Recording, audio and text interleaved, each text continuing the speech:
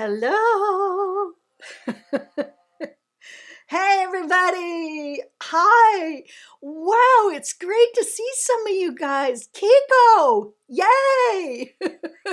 And Michael, so good to see you again. Hi, Brian.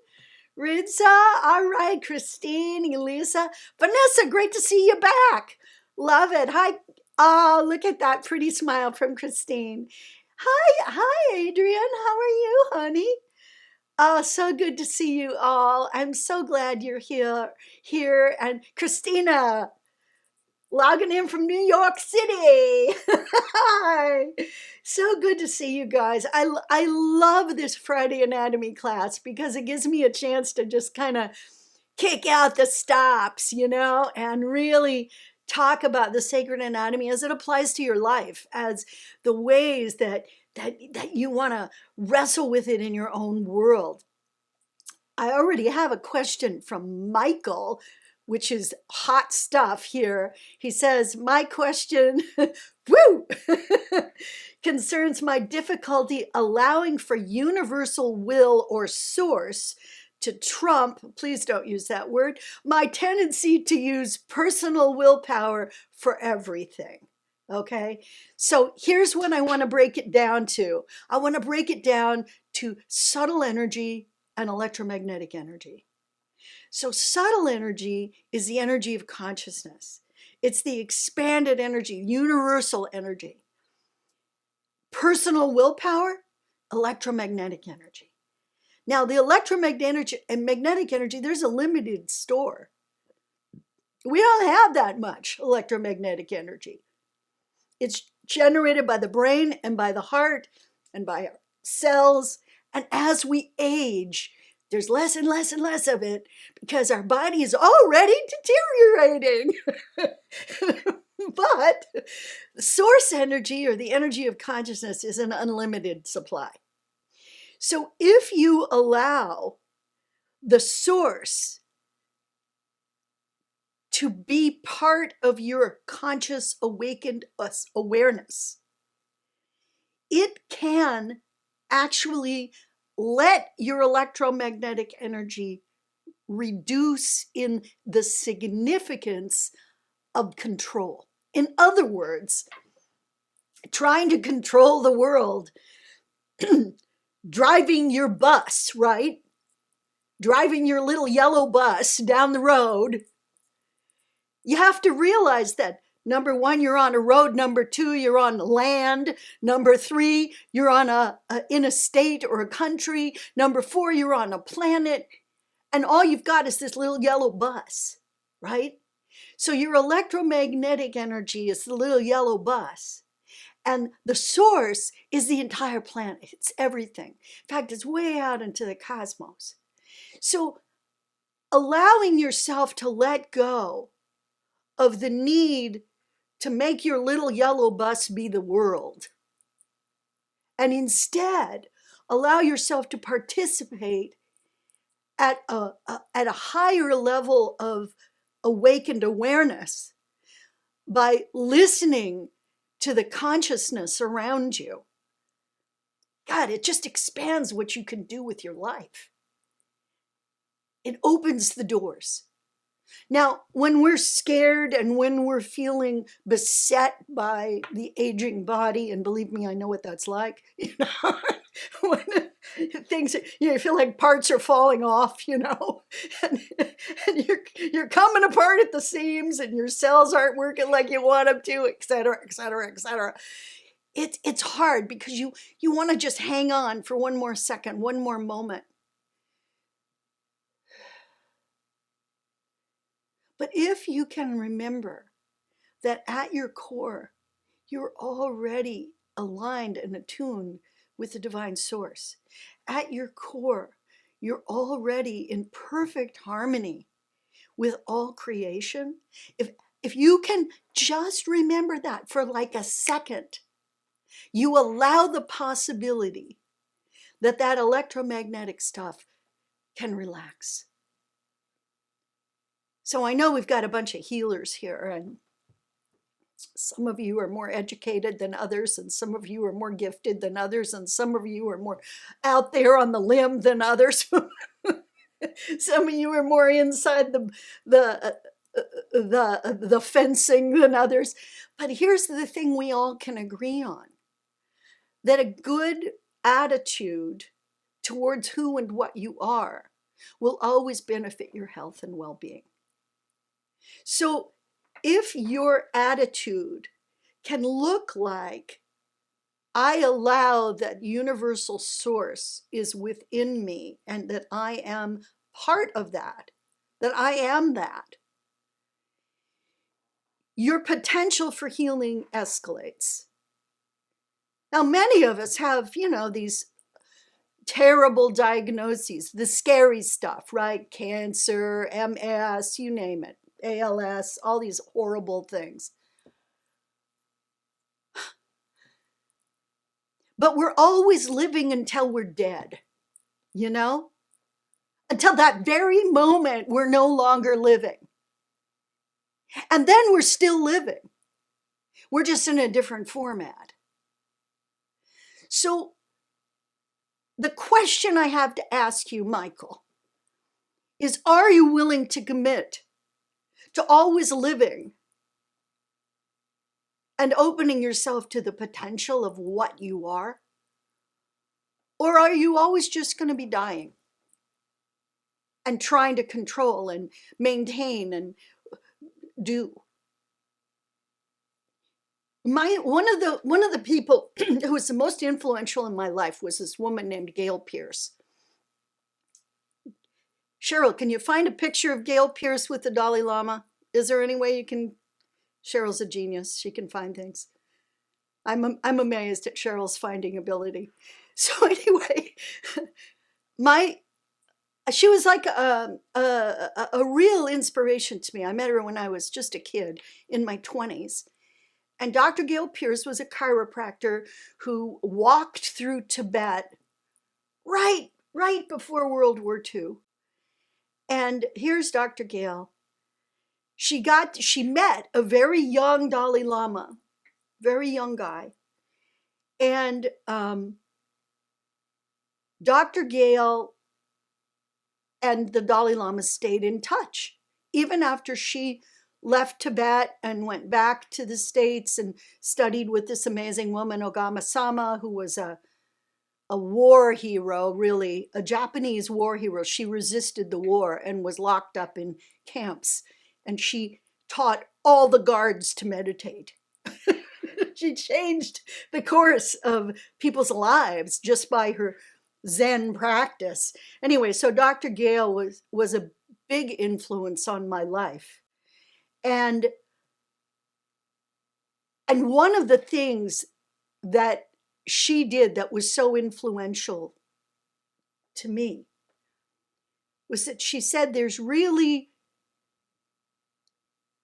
no way you can separate yourself from the truth of creation. There's really no way you can do that. And when you're doing that, it isn't that you're actually separating, it's that you're putting blinders on. It's that you're saying, no, I don't see it. So Dr. Gail, who the Dalai Lama taught the first Medicine Buddha empowerment in her living room for 6 people, talk about starting small. And she had all this wisdom in her body, mind, and spirit. And she shared it because she knew it at her core. So that's what you got to ask yourself, Michael. Where do I really live? Who am I really? And where is that? So, I hope I've answered your question. It was a big one. If you want to ask a follow-up, please go ahead. Think about it if you want. Okay. So Keiko puts a question in the chat. I'm so looking for... Oh, there's Michael. Yes, go ahead. I was muted. Thank you for that insight. I try to do that, but I think I give myself too hard of a time and I get impatient and I want to see results, really logical man brain shit. Absolutely. And I'm going to practice that. And I want to apologize for the accidental presidential reference. Thank you, sir. So can I say the thing about Dr. Gale that was so amazing was that Dr. Gale had a completely debilitating stroke about 4 years before she died. So the last 4 years of her life, she was completely incapacitated. She was basically in bed, unable to move, unable to speak, unable to do anything. And she radiated, 60 years of presence, consciousness, beauty, and light out of her energetic. And her students would come and just sit in her presence because she was so powerful and she was completely incapacitated. But she knew she had those blinders off and she knew that at her core she was one with all creation. So that's just a thing. All right, Keiko. Thanks, Michael. Thanks for your sweet apology. So, looking forward to this session, says Keiko. Yeah, me too. My question is, how can I get a permission from an autistic man who is deaf, nonverbal, also has other brain issues? He can't understand what I say. Should I get a permission from his parents? Absolutely. They're his caretaker. They're legally responsible for him. They're the ones, if he was going to have major surgery, they'd be the ones signing the document, right? So, yeah, that's what you do. You get permission from his parents. That's the way. And Michelle, hello from France. I love it. It's great to see you.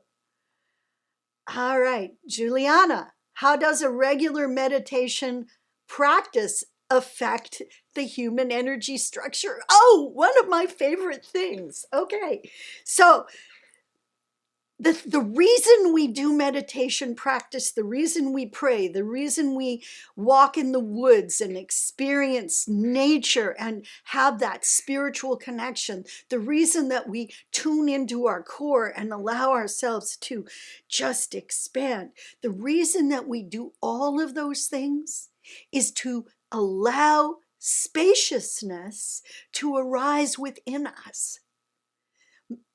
Spiritual practice is about finding space. It's not about worshiping. I'm sorry. Hope I don't offend all you folks who are religious or quasi-religious. It's not about worshiping. Spiritual practice is about allowing, and it's about experiencing your connection with all that there is. So how do we do that? We create space within us. And when we create space within us, spiritual practice is how we do that. So I don't care what kind of practice you do. It doesn't matter. If you're saying the rosary, that's awesome. If you're sitting and doing Vipassana, awesome. If you're sitting in a column of universal love and light, also awesome. Whatever you're doing, to let yourself experience space, the entire energetic structure relaxes, just like your physical body does. So when you take 3 deep breaths, all of the nervous system lets go. That's it. There's been studies done. All right. So let's all do that. Let's take 3 deep breaths and blow out through your mouth.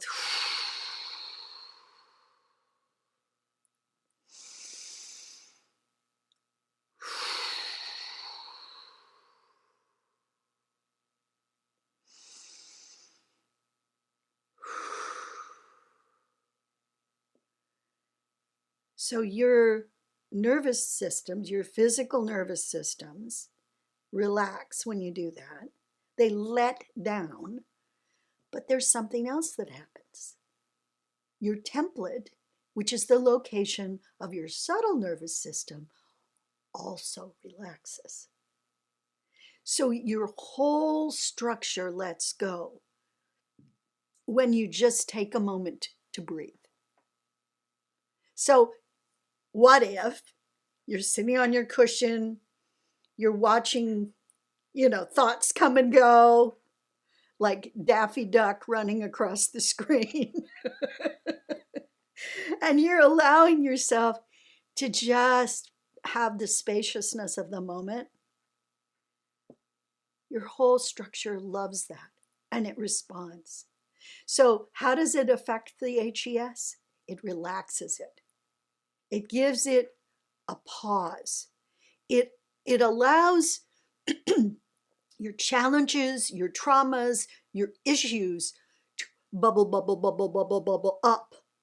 So if you're engaged in regular sacred anatomy energy medicine practice where you're seeing a practitioner or you're taking classes, if you're engaged in those things, even just doing this class once a month will help you.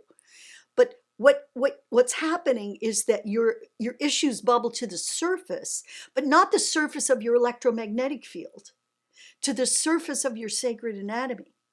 And they start being released even as you become more aware of who you are. Because we walk around thinking that we're small.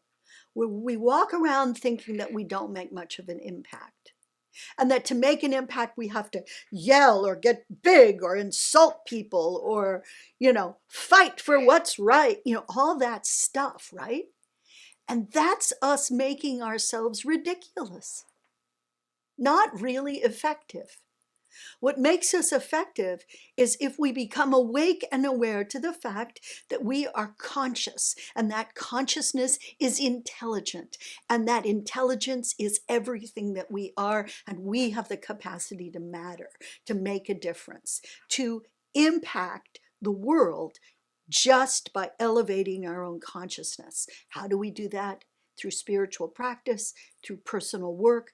And as we do those things, issues, traumas, upsets, blockages bubble up, and we can access them to deal with them and release them. So I think I answered your question. Thanks, Juliana. How's Arizona doing? Is it hot? It's good. Better. Okay, good. Okay, so here we go. I'm looking here. Next question. Jean-Marie. Is there and what is there interaction between the HEMF and the human resonating chamber? Do you mean the universal resonating chamber, Jean-Marie? Where's Jean-Marie? Okay, there she is. Which resonating chamber? So there's the human universal resonating chamber, and then there's all the resonating chambers for the different systems. There's the electromagnetic field resonating chamber. Which one are you referring to? Or all of them? I can't hear you though. You're muted.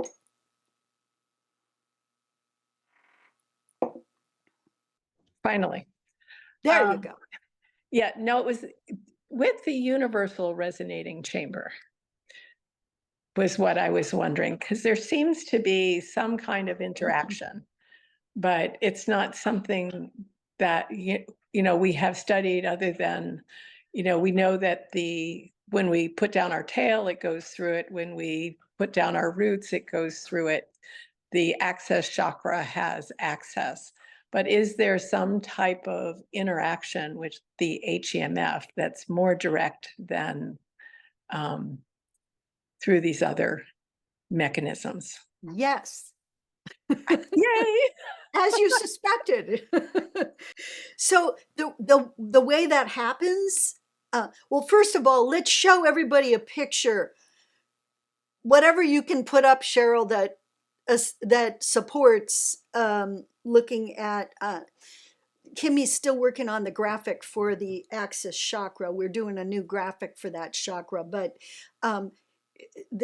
probably just a picture of the chakras, and I can say where the resonating chamber is located so people can understand.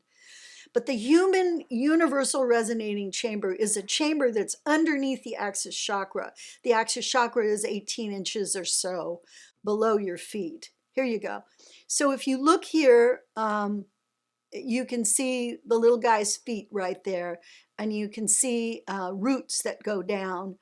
And the axis chakra is actually located in the primal layer, and you can see underneath the graphic, you can see the layers. There's the pink one and the green one. So the green one that's the primal layer, and that's where the location of the axis chakra. And roots go down into that axis chakra. Now, right underneath the axis chakra, kind of situated halfway between part of the mental layer, the part that's called the chaos strata, and the part of the primal layer that's called the tribe strata, sort of sitting right there is the universal resonating chamber. And the universal resonating chamber goes all the way through the human energy structure and goes out.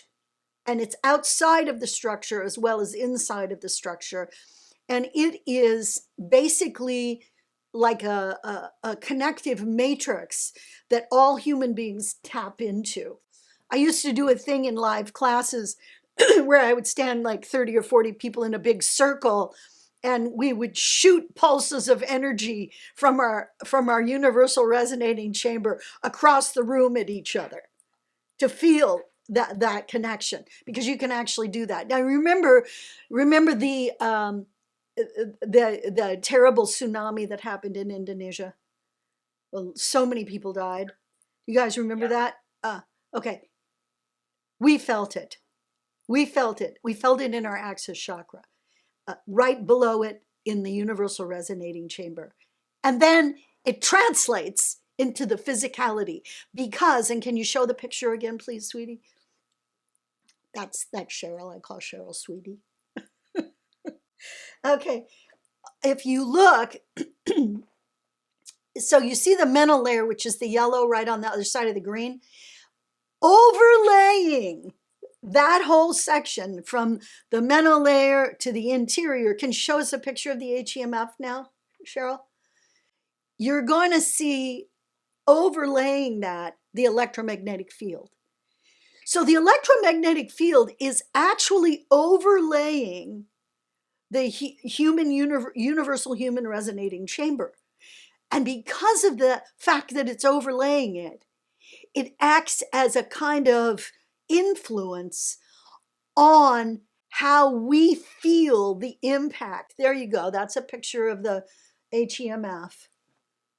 And I just want to say something about my pictures. They're as good as we could do. The colors on the computer, so far we have never been able to really get the colors. If you've ever seen a movie by Robin Williams called What Dreams May Bring, or What Dreams May Come, thank you. The colors in that movie are like what I see. So they're vibrant, they're iridescent, they're wildly brilliant. And everybody has a different color to their HEMF. So that you can see the yellow at the very bottom, a little bit of the yellow poking out. So that interconnection between the primal and the mental right there, all the way across the structure and out into, if you're standing on the ground, into the earth. That is, in fact, the universal resonating chamber. So how the HEMF affects it is it acts as a kind of extended sensing organ so that I can sense and feel my brothers and sisters of humanity. I can sense and feel the condition of the human species. And when big events happen or traumatic events happen on the planet, we can feel it. We can all feel it. So there, that's my answer. Okay, now, Chenson, would you please kindly help us understand the nature of HEMF of projects within organizations, how HEMF is formed, and whether it reflects the individuation of these energetic fields. So are you talking about, Shensin here, are you talking about like the electromagnetic field of a project, let's say? Yes. Yeah, like so let's just say an organization has a big project they're doing with creative pieces that are, moving all over the place and lots of people involved. So there's a kind of, it's different than an HEMF signature. It's actually a field, sort of like Sheldrake's morphic field. So you and I right now, all of us together are creating a field. And guess what? There's also another field called the sacred anatomy field, which we're tuning into. So if you're in a company and you're doing a big project, there's a field that you're creating together that would be where the energetic of that project lives. Now, it is not necessarily electromagnetic in nature.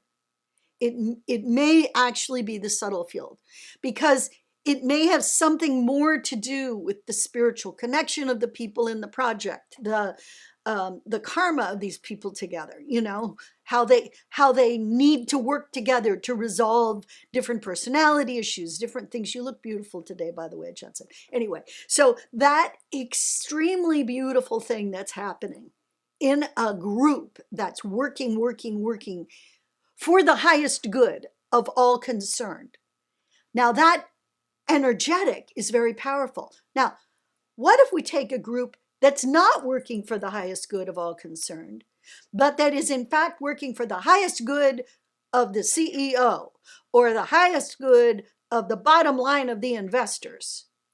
That's a different frequency than the people over here who are working to, working with climate change or trying to heal cancer or do something that's got a high-minded benefit. So they're working with subtler energy, and they're working with, believe me, divine assistance.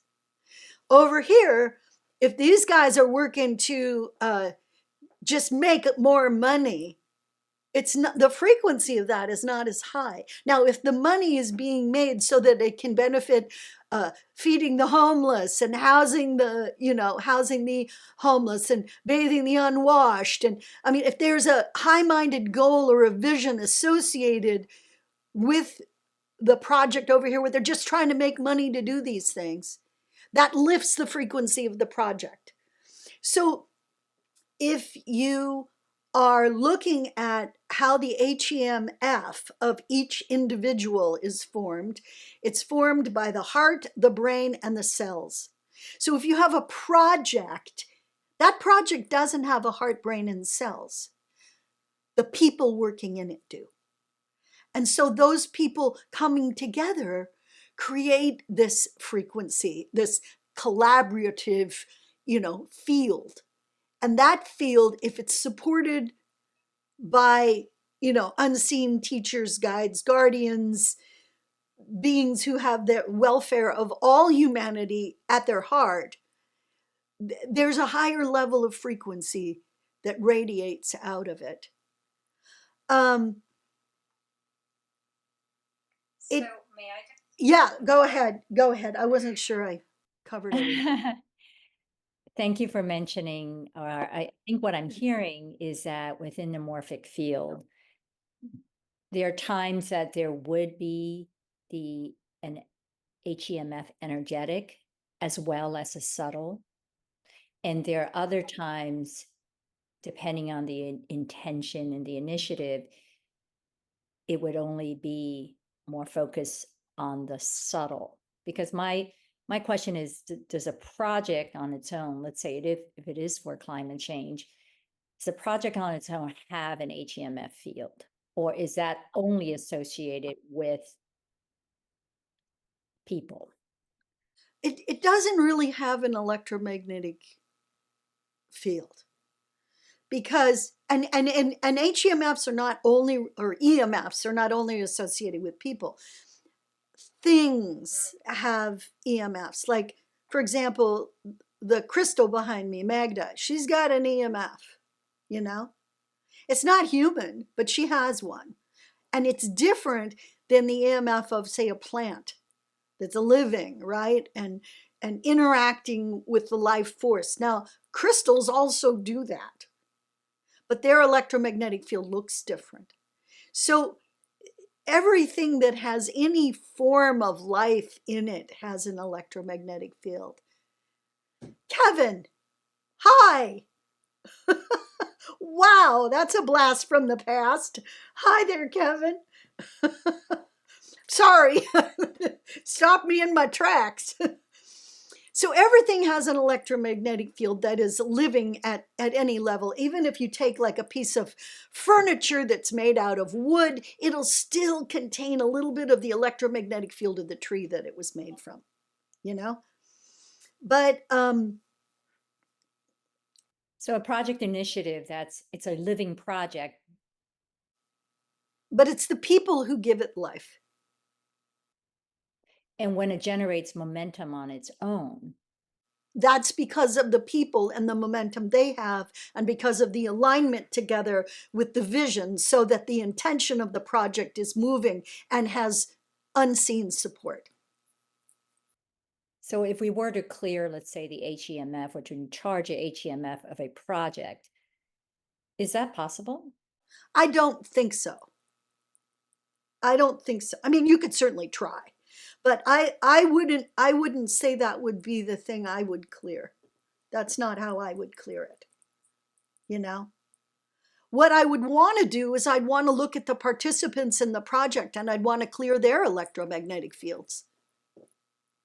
And then what you're going to have is a purer manifestation. People are going to work better together. Okay. Let me know how it goes. So now we hear from Heather Hunt, who's a doctor of chiropractic. And did you know Dr. Brian is too, up here in the corner?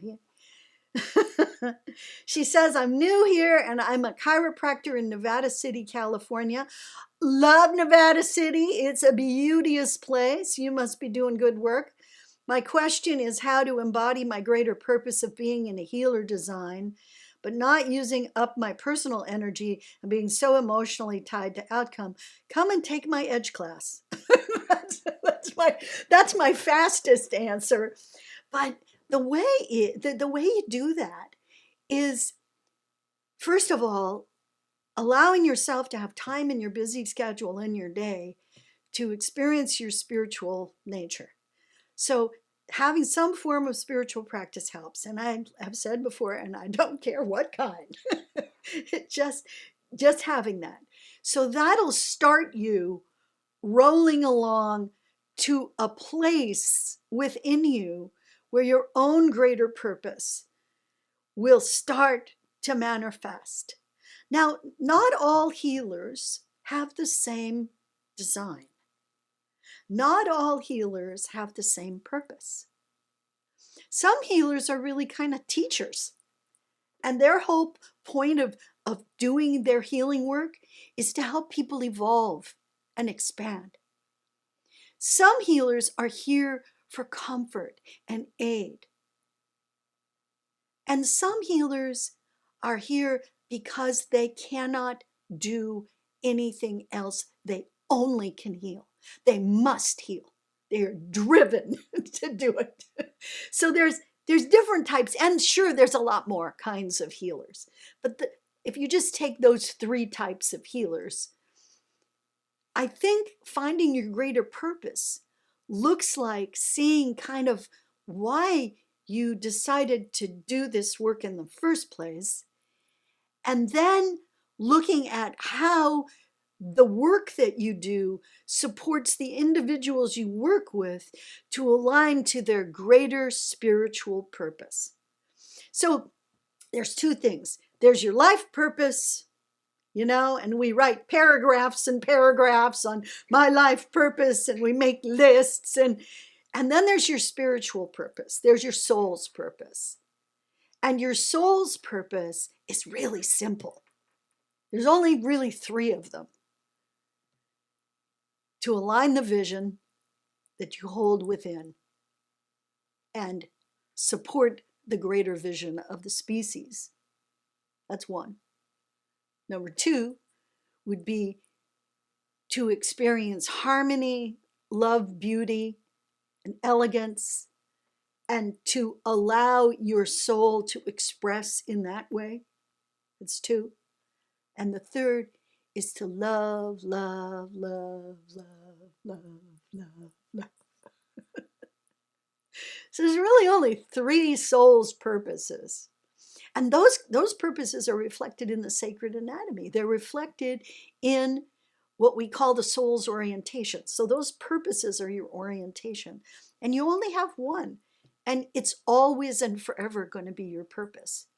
You're never going to switch purposes in the midstream and all of a sudden switch from a visionary to a big lover. You're not going to do that. That isn't to say the visionary doesn't love. That isn't to say that the lover doesn't have a vision. But there's an orientation and a kind of a thrust. And these are reflected in the 3 types of your substructure, which is the skeletal structure of your sacred anatomy. Cheryl, can you show us a substructure picture? Here we go, beta, gamma, and alpha.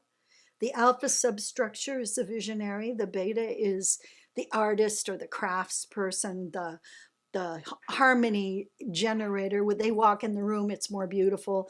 And the gamma, which is all they really want to do is hug and cuddle and sit and make other people feel good. So the representation in the classroom, the alphas all look like this.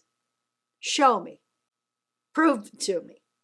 The betas are all neatly arranged in beautiful circle with matching chairs with a cookie on platter, and everyone has a cup of tea in cups that match. Okay, and then the gammas are sitting on the most comfy couch, leaning on each other and giving back rubs to each other. So that's the way they show up. and the truth is, we need them all. We need them all. So when you're looking at your own spiritual purpose, you got to figure out like which bucket you fall into. And then you have to start looking from that point of view. And as a chiropractor, you know, baby, it's all about alignment with the core, right? It's all about the spine. And so here we are in the middle of this giant structure that's like 20 feet out all over the place. And the great chiropractors in the sky, are aligning us all the time and helping us find who we truly are and why we're really here. And the faster we get to that information, you guys, the faster the, excuse my French, shit show of the species starts to end. Okay, that means that we will elevate. So we're all about elevation, and I think that that's your job, Heather. Elevate. It's great to meet you. Thanks for coming. All right, now we got Michelle. When we invite in energy, for example, source love light or universal love and light, does it come in through our core or can it come directly into our heart? Okay, so here's the deal. It doesn't come into your core. It comes in through billions of little receptors. Let's look at the yes circuit picture. Cheryl, so look how great Cheryl. Thank you, Cheryl. I'm so happy to. Okay, so the source doesn't do anything but express. All it does is express all the time. Express, express, express, express. And it's in this constant creative flow of expressing. And so you and I have at the edge of our subtle anatomy these little villi antennae. And the villi antennae pick up the specific energies that we need to soothe, heal, support, and basically run our sacred anatomy. It's the nutrition that our subtle anatomy needs. It's energetic. And so each of the villi receive energy. And then that energy comes down and goes into a part of the structure called the yes circuit. Are you finding it, Cher? Okay, great. And the yes circuit is right at the edge of the soul layer. Okay, so here's a picture of it. So you see the villi at the edge, you see the receptor sites there, they look like little mountains, you know? And then it comes through the edge of the structure, which is kind of like part of our bones of light.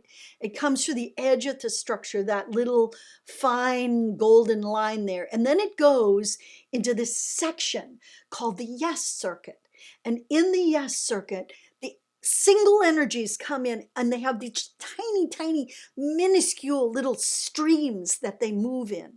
So universal love and light comes in maybe 100 receptor sites, maybe 1,000, and it comes in and then it goes right into this one little stream and it rotates around the subtle anatomy until it gets up to the speed that it needs to get to. So it's kind of like it gets in alignment, gets in a kind of alignment, and I call it speed. That's not really accurate for this kind of stuff, but what do we do here? We got to use English. So it goes around and around and around and around until it's able to quantum leap across the soul layer.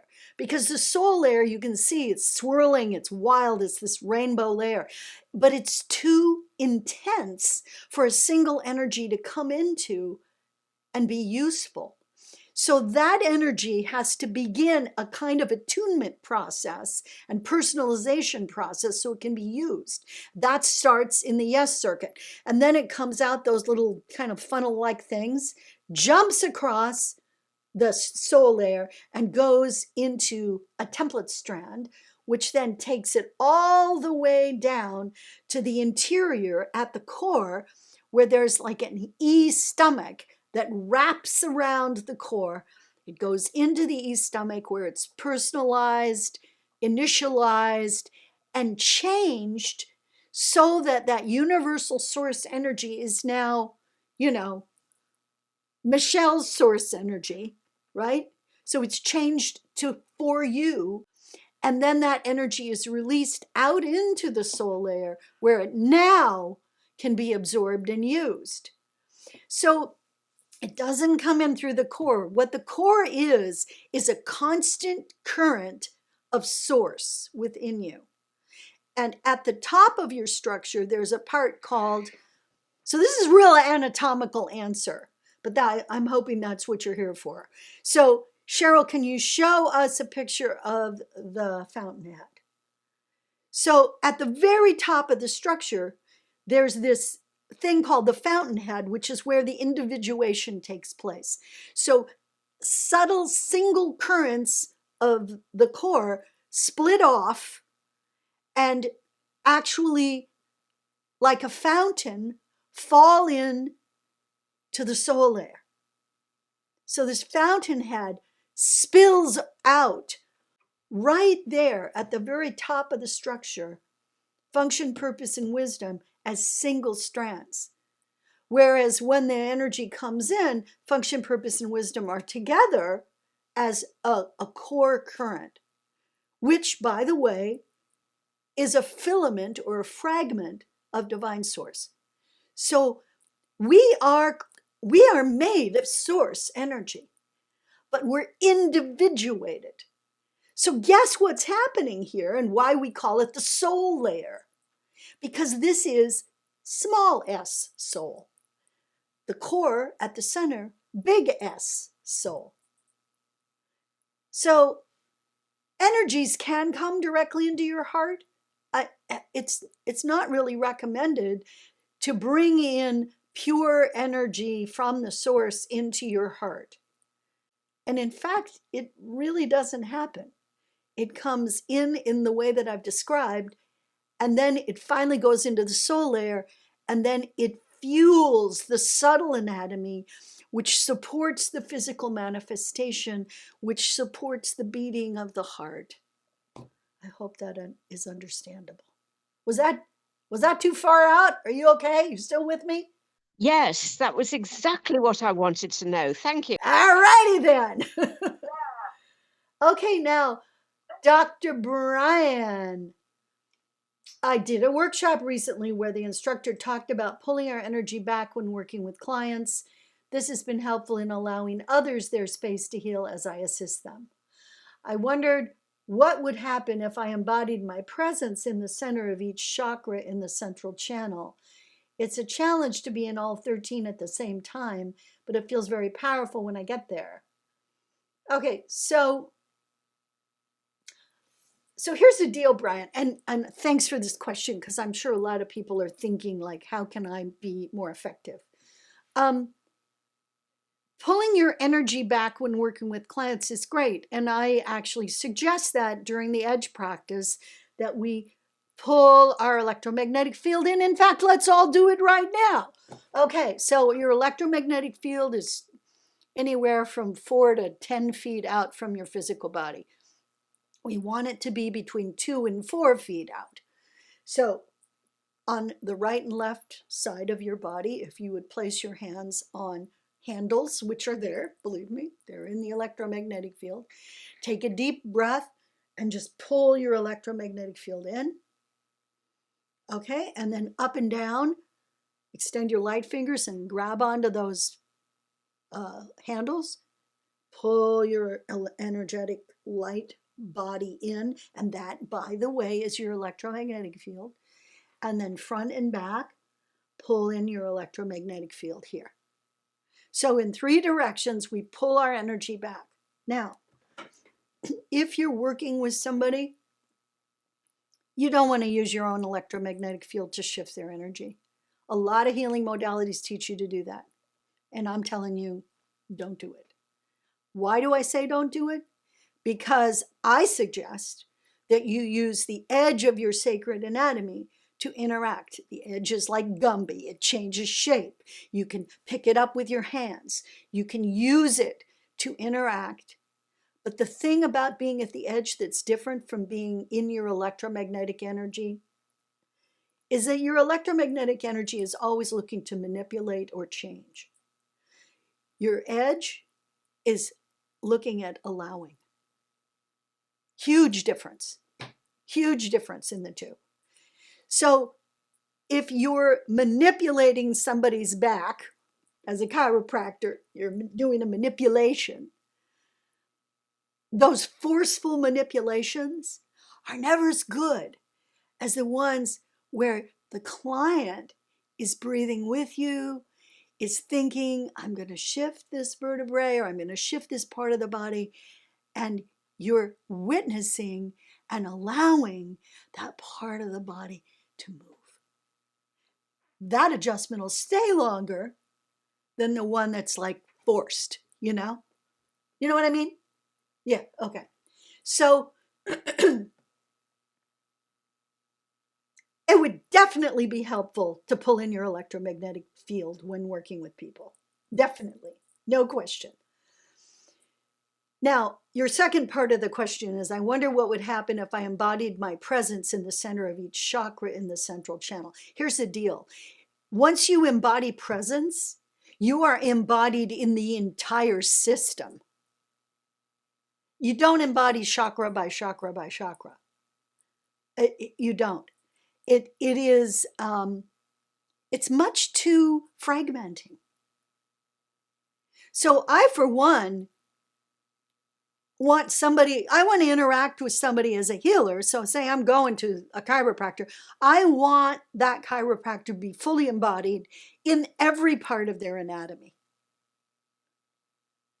And to be operating for my highest good out of their soul's design or elemental orientation. So it's a challenge to try to break up the sacred anatomy as chakras, layers, nervous system, bones of light. Don't do that, because the truth of the matter is you don't really exist without all of it. It's all there all the time. It's like asking somebody to exist without, a major organ. They can do it maybe, but it's just not pleasant. It's difficult. Without your liver, you're not going to be around too long. So it's really important to realize that the edge is truly the highest level of attainment that you can use with someone, because at your edge, you're seated on the throne of Kuan Yin. I mean, you are, in fact, wisdom and compassion at your edge, which is, I mean, that's the healer's stance as far as I'm concerned. But, I have a bias. So, do your thing. Do your due diligence and exploration. Try it out for yourself. God knows, I do not want to be like telling anybody how to live or how to sit I don't want to be on a pedestal, is what I'm saying. That's not my thing. So I'm here feet on the ground, holding each of your hands. That's how we're doing this together.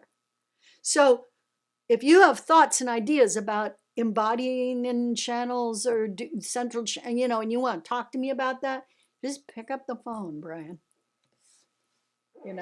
Or write me a note or whatever. Those are interesting ideas, and I would like to hear more about it. So I'm going to go on to Keiko. Here we go. If we have time, would you please check whether I do it right to call for the energies like you, Ellen, because I couldn't join the live classes until today. Go ahead, bring in Universal Love and Light, Keiko. Take a deep breath before you start. And then I call upon Universal Love and Light. You can all do this. Everybody in the class can do this. Yeah, so you want to open your aperture wider. You want to make yourself more available to universal consciousness. So stop and start over again. Just opening up a little bit more. Okay, and then I call upon Universal Love and Light. So the color is white, silver with a little gold in it. And you're getting the white and silver, but you want to add gold. So you want to add that source radiance. So take another deep breath and bring it in again. You're doing this, Keiko. It's working. Beautiful, beautiful. Yay, Keiko. You got it.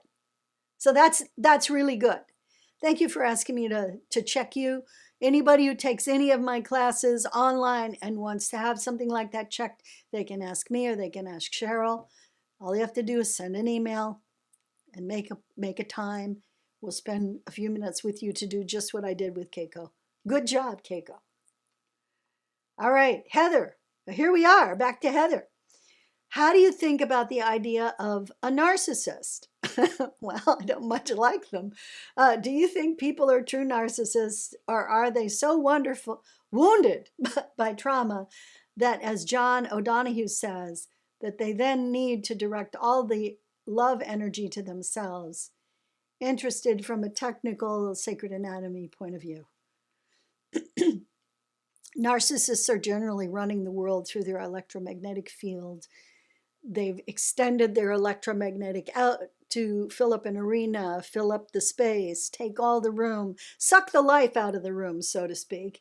And they're filling up the space with their electromagnetic field, and their poor little sacred anatomy is reduced to a tiny little sliver at the edge. Narcissists are, if you look at it psychologically, like O'Donohue is looking at it, wounded by trauma, sure. Yeah, but tell me somebody who isn't. Let's meet somebody who's not wounded by trauma.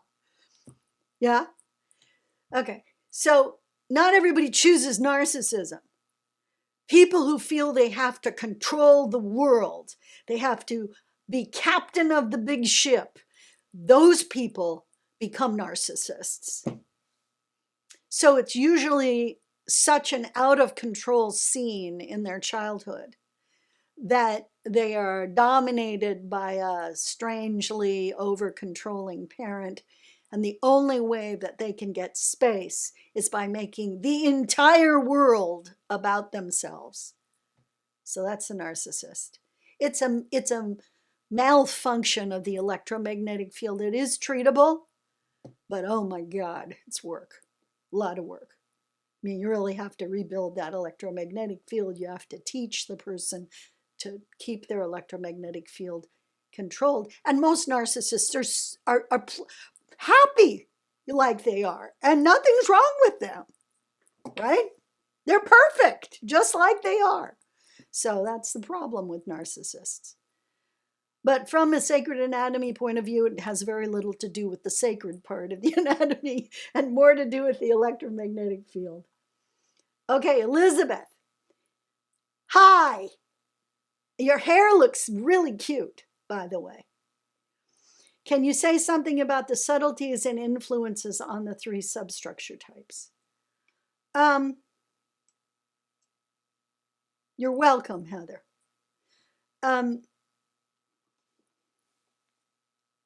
Well, yeah, I can. Can you be more specific? Like what kind of subtleties, what kind of influences, what are you looking for here? So for example, for people, whatever type someone is, there are many ways of manifesting that particular type in one's life, and one seems to be fairly consistent with that. And so I do think that those 3 types that have been talked about, I think there's subtleties between them. They're not so sharp and distinct as described. I believe that's correct. So that's what I was talking about. You know, we've been taught, and I happen to know that you've done more work and you've seen things and other things that most people don't know about. You happen to talk to our class about it because you were teaching us when you discovered that. Yeah. So it's apropos of that, because I always thought that it was oversimplified when you were talking about the 3 the 3 substructures. I thought it's really useful to me because I'm a very strong type, what I am, and I totally love now the other types because they used to really annoy me. Oh, this person is fake. Yeah, I know. Because I'm the alpha type. You know, this person is not. We get very annoyed with other types. Yeah, we can be really annoying. But this, I mean, just learning about that has helped me a lot. But nonetheless, I just think it's more subtle than the 3 types we were given. That's all. Just to point out that it's more subtle. Got it. That there's more. I'm going to ask Cheryl to show some pictures of the substructures with their wings. So we all have influences of all the substructures. So here is a more recent picture of the alpha substructure. The picture I showed you is a picture from my book. This is going to be in the new edition of my book eventually, when we finally finish doing that. But over here, you'll see what I call wings.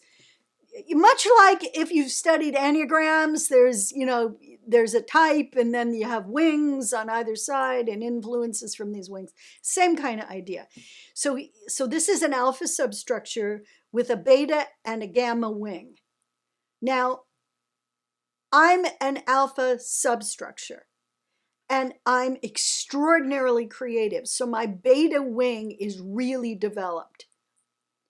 I'm loving, but it's less about love, love, love for me than it is about harmony and fulfilling the true nature.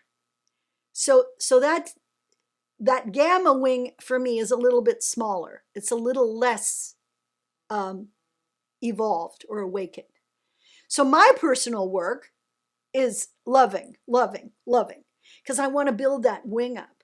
But we're all influenced by all 3 substructure types.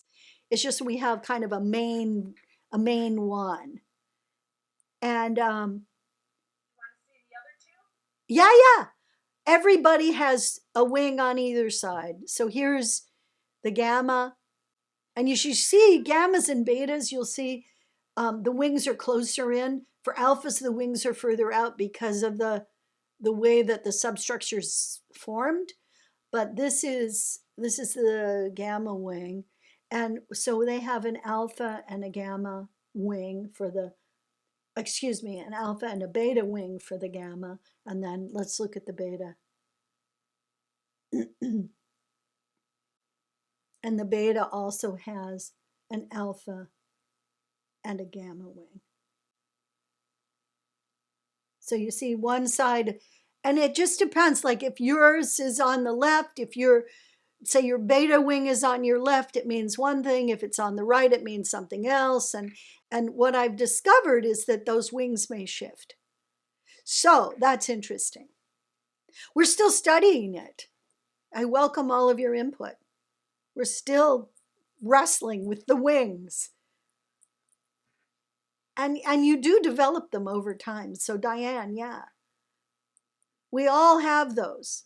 But some of us, especially us alphas, we have to work really hard to develop our wings. It's really important. And and there are people that can get caught in a wing and forget their original substructure type, and their life is pretty imbalanced. Because your substructure type is what helps you orient. Helps you orient. Christine is raising her hand. Oh my God, we're at 11 o'clock. So quick, Christine, this will be the last question. Thanks, Diane. Oh, there we are.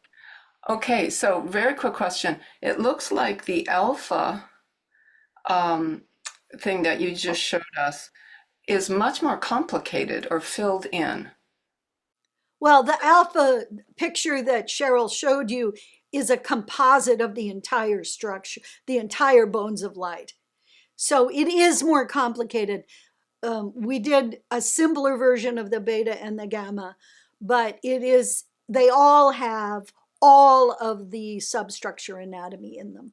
So for example, the caduceus is there, the thing that helps the vertebral column, like a spinal column is the caduceus, and all of the connectors and anchors of the chakras are all part of the bones of light.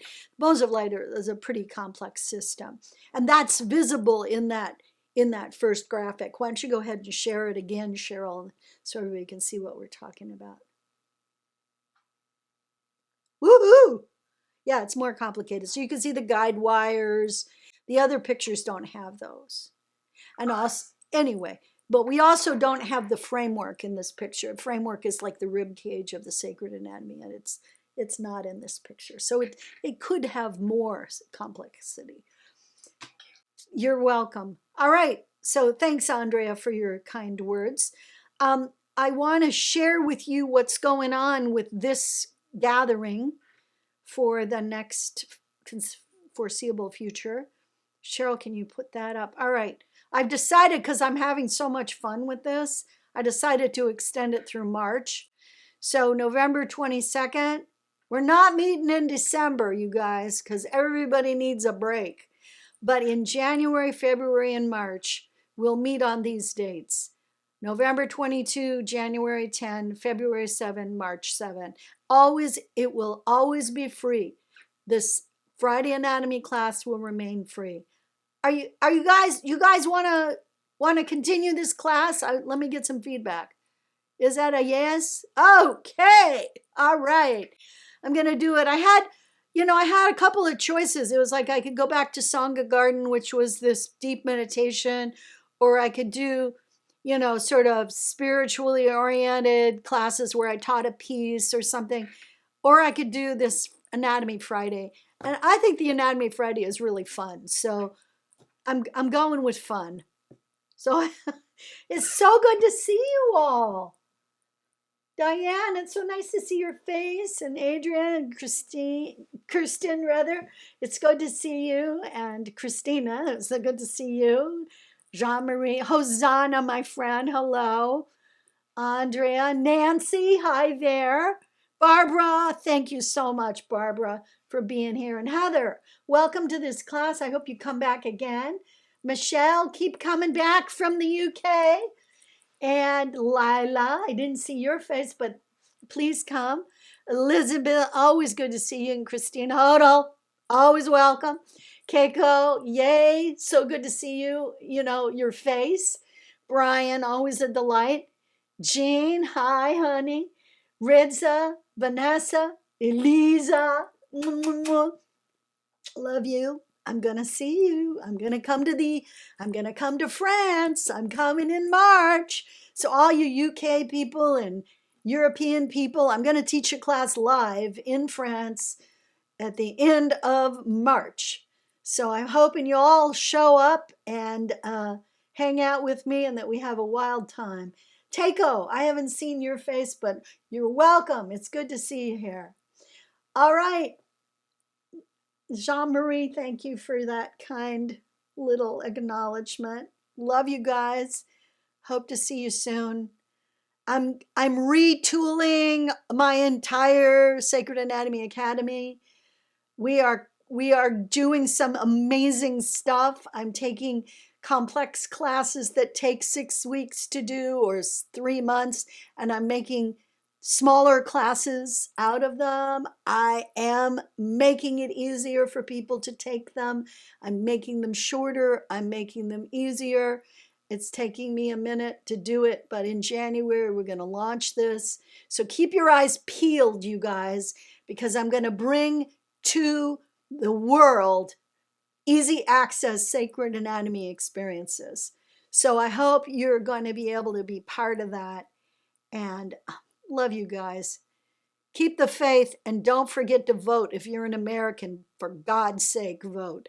Okay, take care, everybody. Good luck, everybody. May you be blessed and held in the arms of the angels. See you later.